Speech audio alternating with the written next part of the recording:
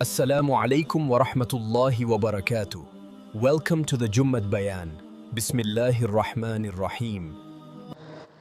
الحمد لله نحمده ونستعينه ونستغفره ونعوذ بالله من شرور أنفسنا ومن سيئات أعمالنا من يهد الله فلا مضل له ومن يضلله فلا هادي له ونشهد أن لا إله إلا الله وحده لا شريك له ونشهد أن سيدنا ومولانا وسندنا محمدا عبده ورسوله أعوذ بالله من الشيطان الرجيم بسم الله الرحمن الرحيم وعباد الرحمن الذين يمشون على الأرض هونا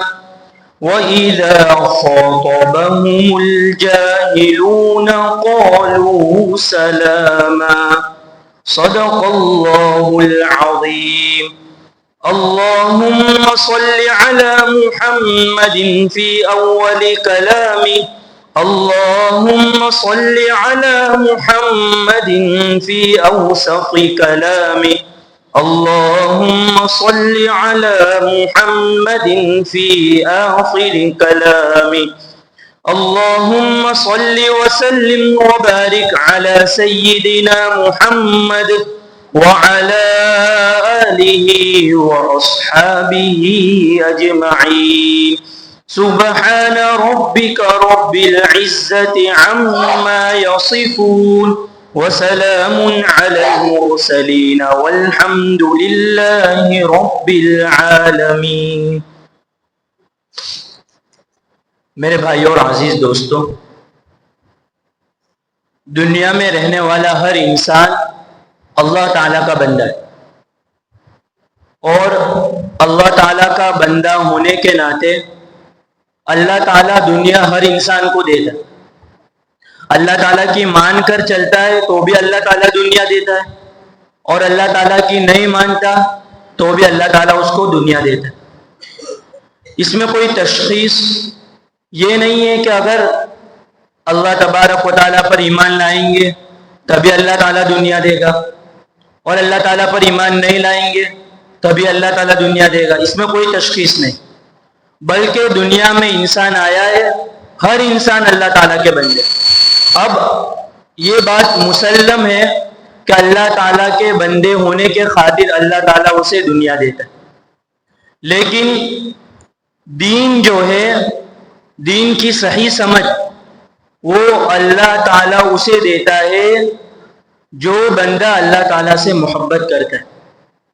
اگر اللہ تعالیٰ سے محبت کرتا ہے تو اللہ تعالیٰ اسے دین بھی دیتا ہے اور دین کی صحیح سمجھ بھی دیتا ہے، اور اللہ تعالیٰ سے محبت نہیں کرتا تو پھر اللہ تعالیٰ اسے دین سے نہیں نوازتا. آپ صلی اللہ علیہ وسلم کا ارشاد ہے، آپ صلی اللہ علیہ وسلم فرماتے ہیں کہ من احب لقاء اللہ احب الی اللہ، کہ جو شخص اللہ تعالیٰ سے ملاقات کرنے کی تمنا رکھتا ہے، اللہ تعالیٰ سے ملنے کا اشتیاق رکھتا ہے، اللہ تعالیٰ سے محبت رکھتا ہے، تو پھر اللہ تعالیٰ بھی اس سے محبت کرتا ہے. اور ومن کرہ لقاء اللہ کرہ اللہ، کہ جو شخص اللہ تبارک و تعالیٰ سے دوری اختیار کرتا ہے، ہر بات میں اللہ تعالیٰ کی اتباع نہیں کرتا، اللہ تعالیٰ سے ملاقات کا شوق نہیں رکھتا، تمنا نہیں رکھتا، تو پھر اللہ تبارک و تعالیٰ بھی اس سے دور ہو جاتے. آپ صلی اللہ علیہ وسلم دوسری جگہ فرماتے ہیں کہ جس شخص سے اللہ تعالیٰ محبت رکھتے ہیں، اللہ تعالیٰ محبت کرتے ہیں، اللہ تعالیٰ اسے دین دیتے.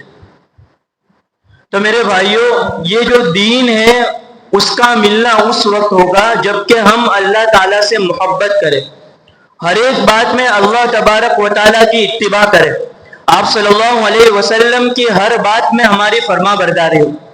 اس وقت ہم کو اللہ تعالیٰ دین بھی دے گا اور دنیا بھی دے گا.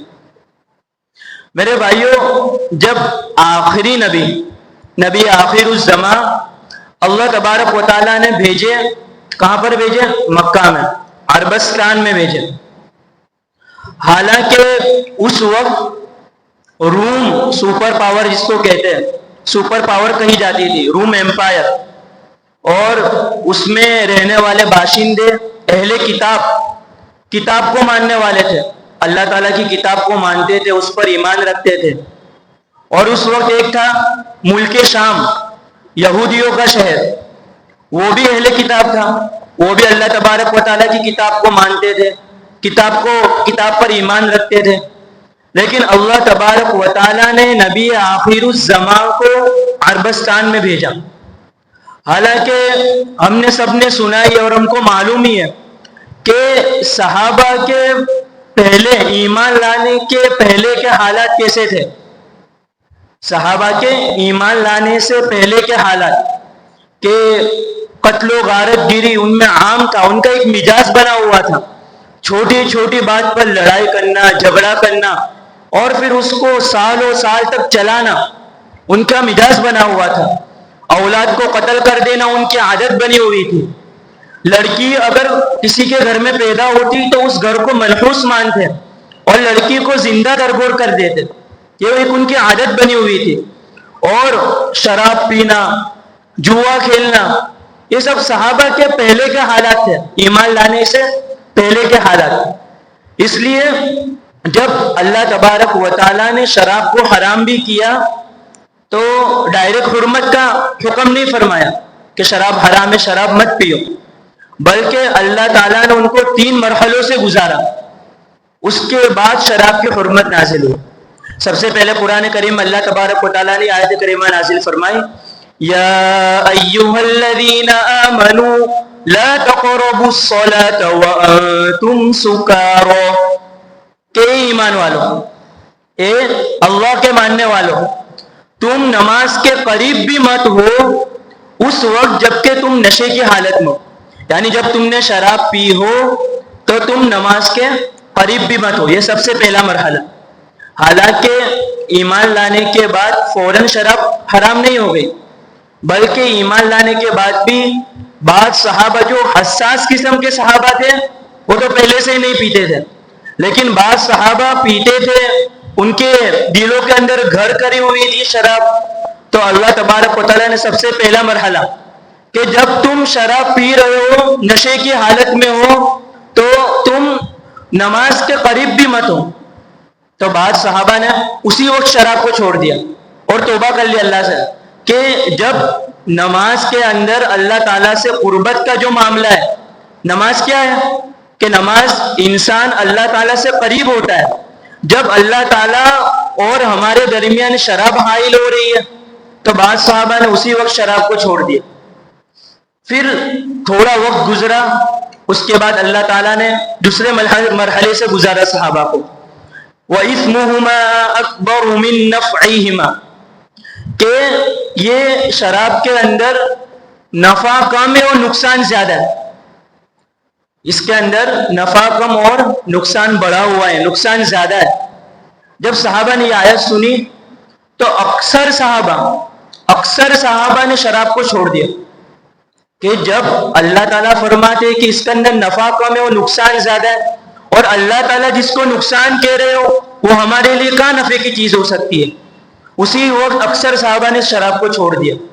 جب اللہ تعالیٰ نے دیکھا کہ صحابہ کے اندر سے جو شراب کی جو محبت تھی، جو محبت نے گھر کیا ہوا تھا، وہ نکل گئی ہے، پھر اللہ تعالیٰ نے تیسرا مرحلہ نازل فرمایا اور اللہ تعالیٰ نے شراب کی حرمت نازل فرمائی.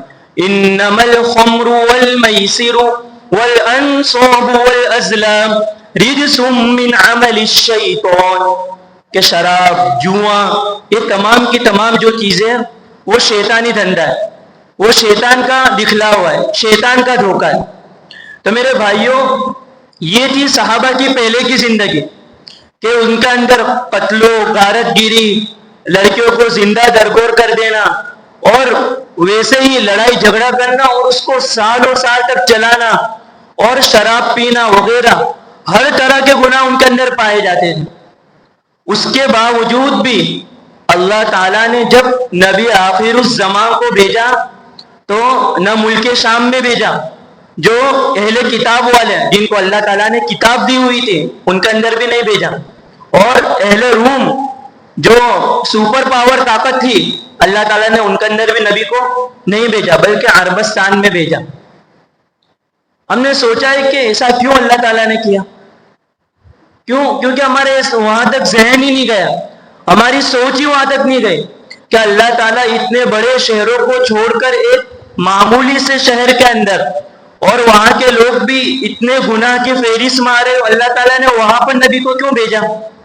اس کا جواب علامہ شبلی رحمۃ اللہ علیہ سیرت مصطفیٰ میں لکھتے ہیں، بہت پیارا جواب ہے۔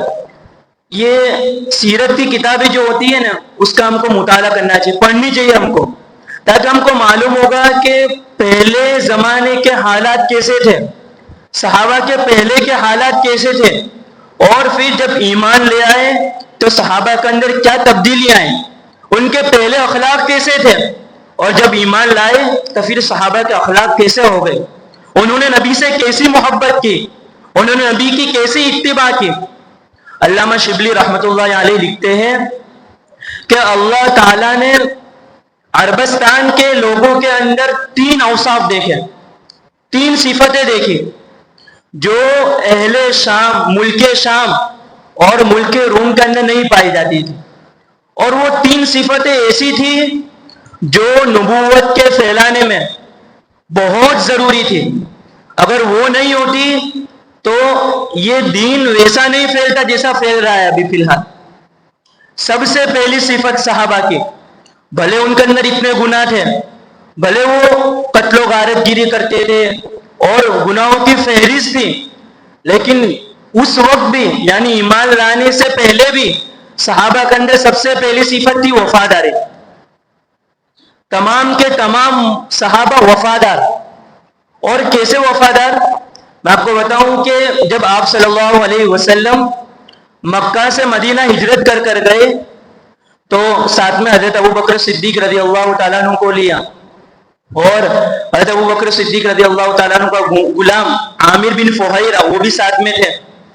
اب چونکہ مکہ سے مدینہ جانا تھا، راستہ تو معلوم تھا، لیکن چونکہ مکہ والوں نے اتنی تکالیفیں دی تھی، اتنے ظلم کیے تھے، وہ ظلم بھی سہے، تکالیفیں بھی سہی، لیکن جب اللہ تعالیٰ نے ہجرت کا حکم دیا تو جب جا رہے تو اب راستہ بتانا، اب راستہ بتانے کے لیے ایک مشرک کو متعین کیا، انتخاب کیا ایک مشرک کا۔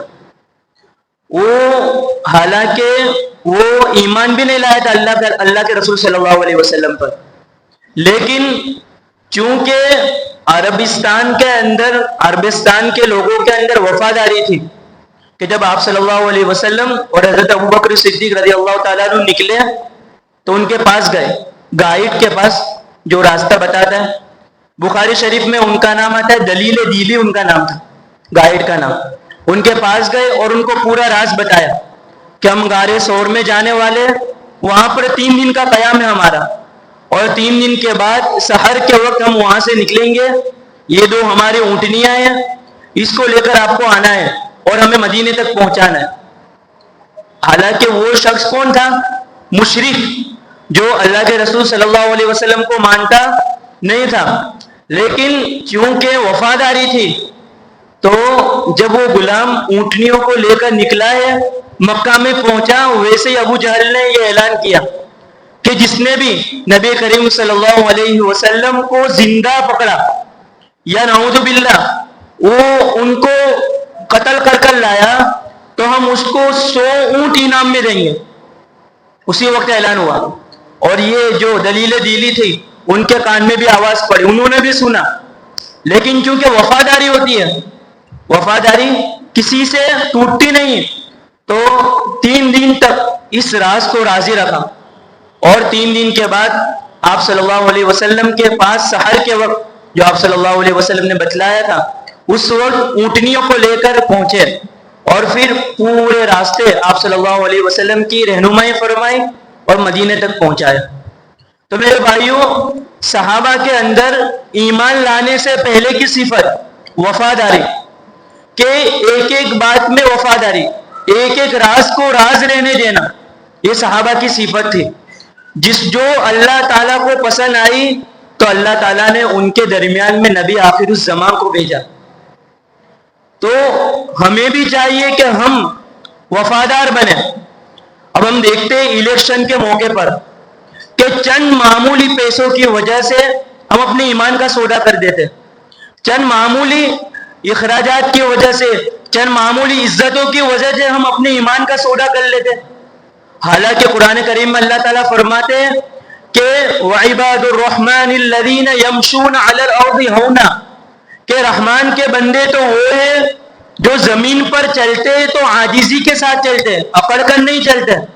اور جب ان سے کوئی جاہل قسم کے لوگ اگر ان کو چھیڑتے، ان کو بلاتے ہیں تو وہ کہتے ہیں قولوا سلاما، کہ سلامتی ہو۔ اللہ تعالیٰ کیسی صفت بیان کر رہے ہیں۔ لیکن ہماری کیا ہے وفاداری، کہ جب الیکشن کا موقع آتا ہے، جب ووٹ دینے کا موقع آتا ہے، اور جب کوئی چیز راز رکھنے کی ہوتی ہے تو ہم اس کو راز نہیں رکھتے۔ حالانکہ صحابہ کے اندر یہ صفت کب تھی؟ جبکہ وہ ایمان بھی نہیں لائے۔ دوسری صحابہ کے اندر صفت تھی جس کو کہتے ہیں مہمان نوازی، ہم کہ کسی گھر کے اندر اگر کوئی مہمان آ جاتا تو صحابہ پورا کا پورا اونٹی ذبح کر دیتے۔ آج ہم اپنے گھروں میں دیکھیں کہ 10 انسان آنے والے وہ مہمان، تو اندازہ لگاتے کہ 10 ہے، اس میں سے 5 بچے ہیں، 5 بڑے، تو ایک 500 گرام کے اندر اتنے لوگ کھائیں گے، وہ بچے تو کھائیں گے نہیں۔ ہم لوگ حساب لگا کر مہمان نوازی کرتے۔ لیکن صحابہ کی مہمان نوازی کیسی کہ اگر ایک انسان بھی آ گیا گھر کے اندر تو اتنی اعلیٰ مہمان نوازی کہ پورا کا پورا اونٹی ذبح کر دیا، کوئی حساب کتاب نہیں، پورا کا پورا اونٹی اس کو دے دیتے تھے۔ یہ صحابہ کے اندر بڑی صفت، اور یہ آگے جا کر کام آئی کہ اللہ کے رسول صلی اللہ علیہ وسلم کو دین پھیلانے کے اندر اس نے خاص اہم کردار نبھایا۔ اور تیسری صفت کہ وہ بڑے فیاض قسم کے لوگ تھے، بڑے بہادر، شجاعت، جو اہل روم اور اہل شام لوگ نہیں تھے، کہ کسی بات پر اگر اڑ جاتے کہ ہم کو یہ کام کرنا ہے، مطلب کرنا ہے، اللہ سے دعا مانگتے پھر ایمان لانے کے بعد، لیکن ایک کام پر جم جاتے ہیں۔ یہ صحابہ کے اندر تیسری صفت تھی۔ جب یہ تینوں صفتیں اللہ تبارک و تعالیٰ نے صحابہ کے اندر دیکھی تو پھر اللہ تعالیٰ نے اپنے پیارے لاڈلے نبی آخر الزمان کو اہل شام اور اہل روم کے بجائے عربستان کے اندر بھیجا۔